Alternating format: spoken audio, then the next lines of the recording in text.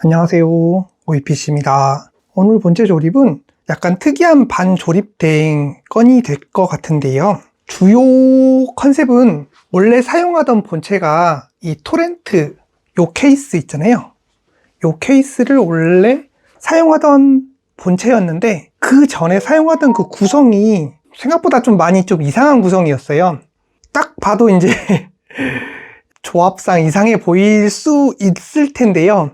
여기서 가장 크게 이상한 건 뭐냐면 그 전에 쓰던 요 본체의 보드는 ITX 보드고요. CPU는 이제 여기 안쪽에 순행 안쪽에 있는데 라이젠 3600이에요. 그 3600 CPU를 순행을 쓰는 것도 좀 약간 어이가 없지만 보통 토렌트 케이스 이 정도 케이스를 쓸 정도의 급이면 더 이제 상위 라인업을 보통 맞추거든요. 근데 이 본체를 맞췄을 구매 당시에 뭐 어떠한 일이 정확히 있었는지는 모르겠습니다. 하지만 결과적으로 ITX 보드에 CPU는 3600 그리고 램은 8기가 2개 16기가 그리고 이 말을 할까 말까 이제 고민했다가 하는 건데요. 그래픽 카드가 지금 1650이에요. 1650 1650인데 문제가 여기 보시면 1660ti라고 적혀 있죠.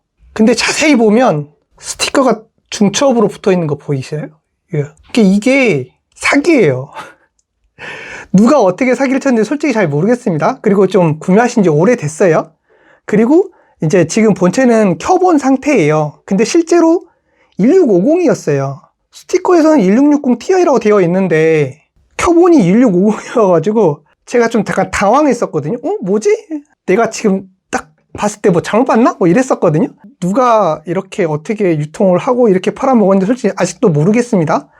손님이랑 이제 막 파고 들어가면서 옛날 과거에 막 그거를 막 들추면서까지 막 이렇게 분노하기에는 조금 손님이 약간 이제 현자 스타일이어가지고 썼으니까 그냥 이제 뭐 어떻게 할 수 없으니까 넘어갈게요 라는 이제 뭐 약간 그런 상황이다 라고 보시면 될 것 같습니다. 그리고 토렌트 케이스에 원래 상단에 순행이 장착되던 그 모습이 아닌 상단에 파워가 들어가고 하단부에 이제 펜 튜닝이 보통 들어가는 그런 구조의 그런 케이스일 수밖에 없는데 근데 이제 에브가 이거 순행 140mm짜리 두 개니까 280이거든요.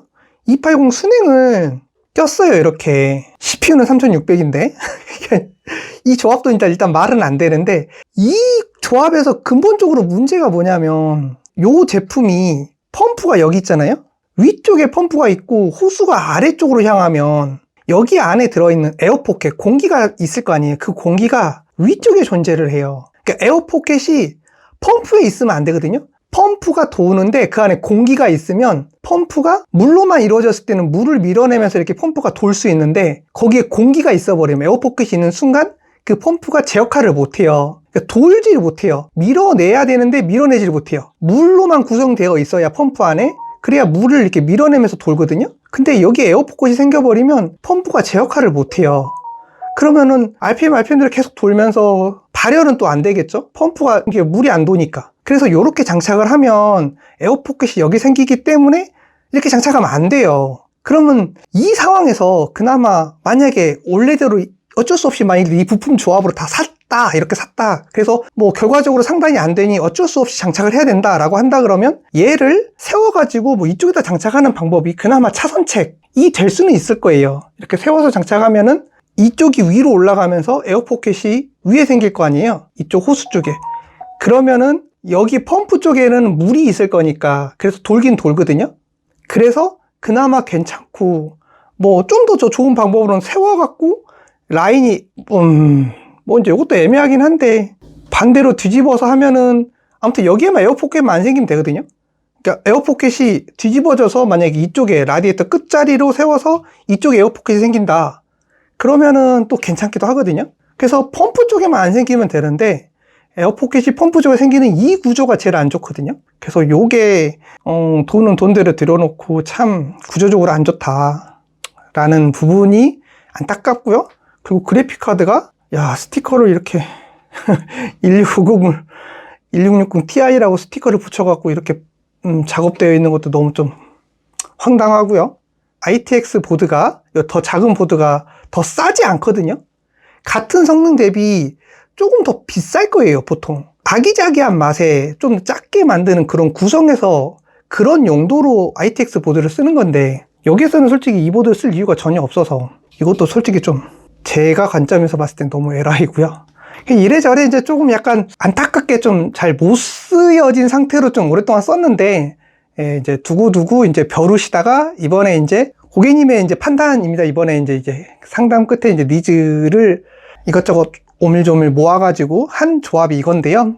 일단 CPU는 9800X 3D. 보드는 에이수스 거를 좋아하시나 봐요. 로그 스트릭스 850, B850 F 모델 게이밍 와이파이 이 제품으로 원하셨어요. 네, 그래서 이것도 이렇게 선정이 되었고, 그 다음에 램 같은 경우는 트라이던트 Z5 네오 RGB. 이게 32기가 듀얼이에요. 6000 클럭에 실 30짜리 32기가 듀얼로 해서 64기가. 램을 좀 이렇게 여유롭게 쓰시고 싶은가 봐요. 그래서 그 니즈에 맞춰져서 요 램을 선정하셨고, 저장 장치는 P42 2TB. 파워 같은 경우에는 이게 지금 슈퍼플라워 레덱스 3, 이게 이제 새로 나온 업 버전이거든요. 업 버전의 1000W 골드 등급 제품인데, 여기에 지금 그래픽 카드가 일단 없는데, 그래픽 카드는 5070 Ti급이나 5070 Ti급 이상의 어떤 그래픽 카드를 갈 예정입니다. 그래서 한 번에 다 구매하시지는 지금 못하는 상황이고, 네, 그래픽 카드만 나중에 따로 또 추가를 하실 예정인데, 나머지 베이스 부분만 이게 조립이 일단 우선적으로 진행되려고 하는 상황이고요. 토렌트 요 케이스에 이제 구조적으로는 여기가 이제 어쩔 수 없이 이제 공랭 쿨러가 들어가는 게 좀 더 맞기 때문에, 공랭 쿨러 중에서 약간 이제 끝판왕급의 제품을 이제 원하셨어요. 근데 이제 뭐 여러 가지 제품이 있을 수는 있지만, 녹투아 제품을 원하셔서 녹투아 NHT15로 선정했습니다. 이 제품의 가격은 솔직히 웬만한 순행 가격보다도 더 약간 비쌀 건데, 근데 이제 요 케이스 구조에서는 이제 순행보다는 공랭 끝판왕급을 끼는 게 결과적으로서 좋기 때문에, 그 중에서 이제 좀 더 나는 좀 그냥 좋은 거를 고를 거야 라고 하시는 이제 그 고객님의 니즈에 맞춰서 NHT15를 선택하셨습니다. 이 후면에 펜 하나 있고, 펜 두 개가 더 가지고 계시더라고요. 140짜리 두 개를 더 추가로 가지고 오셨어요. 프랙탈 케이스, 여기 이렇게 케이스 사면서 이렇게 뭐 서비스로 받으셨던 것 같아요. 그래서 이 펜 3개는 요 하단부 펜 3개 이렇게 추가해서 이렇게 흡기로 잡을 예정입니다. 그 외에 뭐 특이사항은 없을 것 같은데, 뭐 오늘의 가장 특이사항은 말 그대로 요 그전의 구성상 약간 좀 언밸런스 했던 요 느낌이 좀 별로여가지고 예, 그래서 이건 좀 아니다 싶어서 일단 영상에 이렇게 남기고 있습니다. 최종 완료된 조립 후의 영상에 이제 그래픽 카드는 그냥 이게 임시로 계속 이걸로 이제 뭐 이렇게 꼽아놓고 세팅한 다음에 나중에 그래픽 카드가 더 추가되는 그런 일련의 과정이 진행될 것 같습니다. 오늘 촬영은 이렇게 해서 진행하겠습니다. OEPC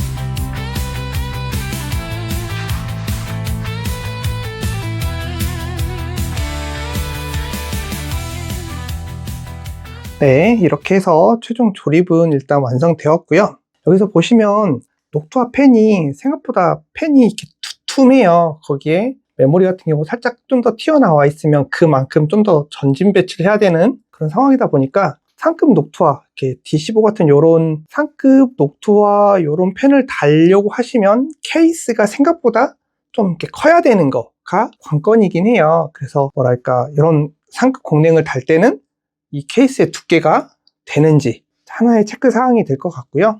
또 한 가지, 여기 보시면 이제 녹투아를 달게 되면 요 위아래도 높이도 생각보다 더 넓어서, 그래픽 카드에 1번 슬롯짜리, 2번 슬롯부터 나사가 박혀 있잖아요. 1번 슬롯짜리에 M.2가 껴져 있는 요 상황에 2번 슬롯부터 그래픽 카드가 꽂히는 요런 구조여야 간섭 없이 그래픽 카드가 장착이 가능해요. 만약에 1번 슬롯에 그래픽 카드를 꼽는 방식의 메인보드다 그러면은 이제 어울리지 않는 거죠. 얘랑 간섭이 있어서. 요런 컨셉을 하실 때는 꼭 그런 구조적인 부분도 염두를 하셔야 되는 게 관건이라고 생각하고요. 그리고 서두에 말씀드렸지만 지금 이 그래픽카드는 임시로 쓰시는 거고, 그 5070 Ti나 아니면 그 이상급의 어떤 그래픽카드를 추가적으로 이제 구매하고 그에 맞춰서 사용하실 예정이십니다.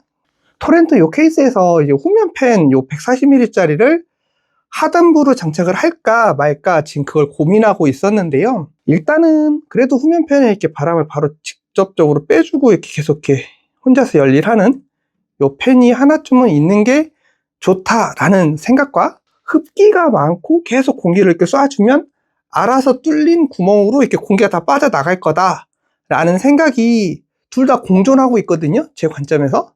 근데 이제 한 가지 이제 그 특이사항은, 이 팬이 없이 만약에 공기를 쏴주기만 하면은 여기 파워 안쪽에 있는 팬이, 이쪽에 팬이 있거든요.